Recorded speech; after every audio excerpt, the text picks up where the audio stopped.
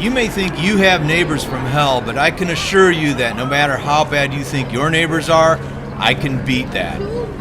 Here is video shot a couple of weeks ago from a giant party that our horrible neighbors, who are now gone, had. And this happened twice on two different occasions about a month apart. You guys gotta clean up your trash?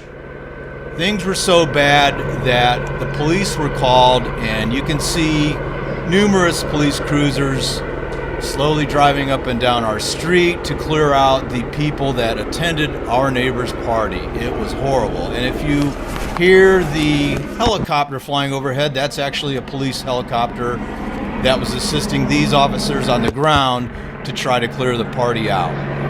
So yeah, our neighbors are probably worse than any neighbors you have. I'm going to share with you my advice for getting rid of wretched neighbors. Honestly, this advice probably works best if your neighbors happen to be renters, if they're tenants. But it might actually apply if you're dealing with homeowners as well. Yeah, this fellow's, I guess he's waiting for a ride, probably a drug dealer, standing in front of my house. That's awesome. Now, in order to get rid of the neighbors who hosted this lovely little shindig, I had to go through a process. First, I had to track down the property owner. And the way I did that was I just went to our county's tax records, and that would apply to most places across the U.S.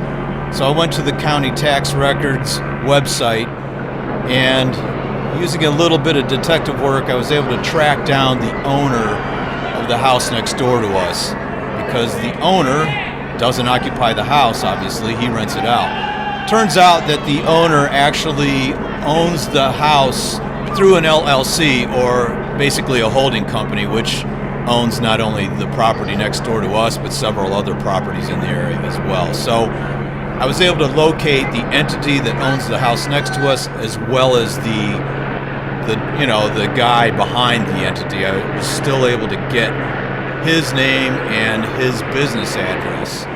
So with that information, I was able to figure out, all right, now I know who owns the property. Now I know the holding company that owns the property. This guy has several people working for him, as well as maintenance contractors, property managers, that sort of thing.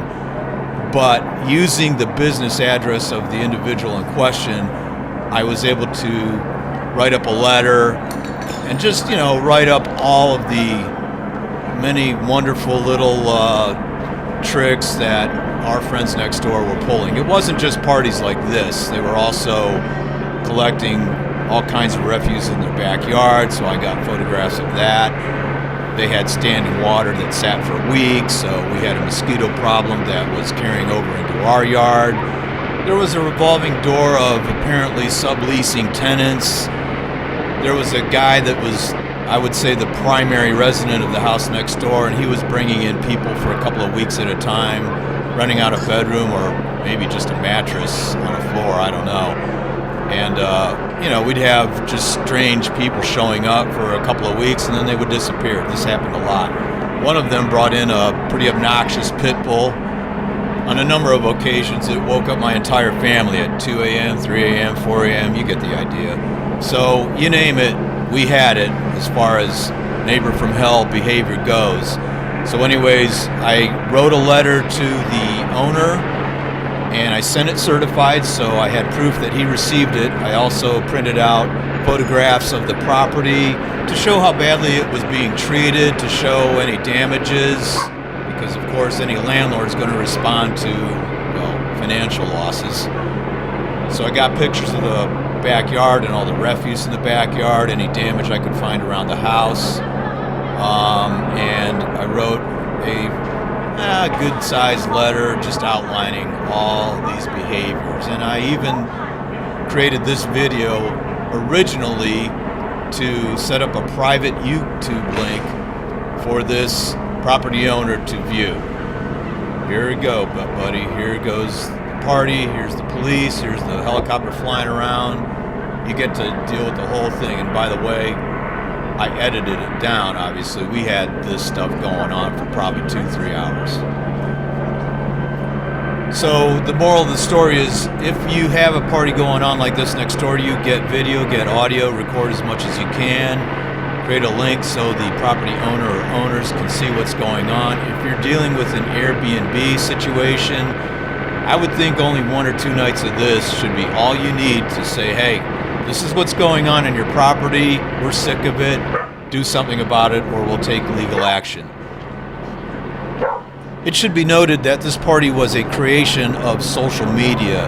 The guy behind the party, our lovely neighbor, took to social media, I believe it was Instagram, and just broadcast this party to all his friends and all their friends and all their friends.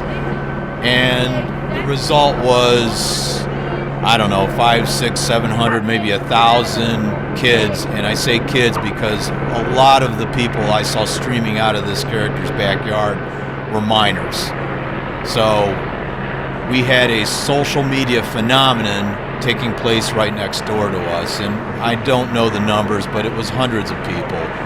And I can thank Instagram for that. Thanks a lot, Instagram. If you're listening, Meta personnel, maybe do some clamping down on the flash parties that kids are using your platform to promote.